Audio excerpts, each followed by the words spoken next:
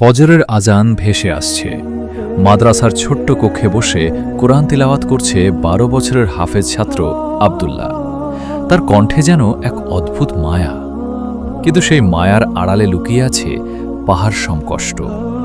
আব্দুল্লাহ যখন মাত্র ৫ বছরের ছিল, তখন তার বাবা দুনিয়া ছেড়ে চলে যান। কয়েক বছর পর তার মাও অসুস্থ হয়ে ইন্তেকাল করেন। পৃথিবীতে আপন বলতে আর কেউ রইল না। মাদ্রাসাই হয়ে গেল তার ঘর, শিক্ষকরা হয়ে গেলেন তার অভিভাবক। প্রতিদিন রাতে সবাই যখন ঘুমিয়ে পড়ে, তখন আব্দুল্লাহ চুপচাপ মাদ্রাসার বারান্দায় বসে আকাশের দিকে তাকিয়ে থাকে। তার দুটি চোখ ভরে যায় অশ্রুতে। একদিন একজন শিক্ষক জিজ্ঞেস করলেন, বাবা, তুমি কাঁদছ কেন? আব্দুল্লাহ মাথা নিচু করে বলল, হুজুর, আজ সবাই ছুটিতে বাড়ি গেছে। তাদের মা ফোন করে খোঁজ নিচ্ছে, বাবা তাদের জন্য অপেক্ষা করছে, কিন্তু আমাকে ফোন করার মতো তো কেউ নেই।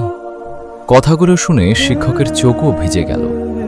সেদিন রাতে আব্দুল্লাহ একটি কাগজে লিখল, মা, আমি আজ পুরো কোরআন হিফজ করেছি। সবাই বলছে আমি হাফেজ হয়েছি। মা, তুমি কি আকাশ থেকে আমাকে দেখছ? যদি দেখতে, তাহলে নিশ্চয়ই খুব খুশি হতে। মা, তোমাকে খুব মনে পড়ে। চিঠিটা সে কোরআনের ভেতরে রেখে দিল। কয়েক মাস পর মাদ্রাসায় হিফজ সমাপনী অনুষ্ঠান হল। সবাই তাদের বাবা মায়ের সাথে ছবি তুলছে। কেউ বাবার গলায় ঝাঁপিয়ে পড়ছে, কেউ মায়ের হাত ধরে হাসছে। কিন্তু এক কোণে দাঁড়িয়েছিল আব্দুল্লাহ। তার হাতে ছিল শুধু একটি কোরআন, আর চোখে ছিল হাজারো না বলা কষ্ট। সে আকাশের দিকে তাকিয়ে মৃদু স্বরে বলল, আব্বু, আম্মু, আজ আমি হাফেজ হয়েছি। তোমরা কি আমার জন্য দোয়া করছে? এই বলে সে চোখের পানি মুছতে লাগল। অনুষ্ঠান শেষে শিক্ষকরা দেখলেন আব্দুল্লাহ কোরআন বুকে জড়িয়ে নীরবে কাঁদছে। কারণ পৃথিবীতে এমন অনেক হাসি আছে যার পেছনে লুকিয়ে থাকে অসংখ্য কান্না।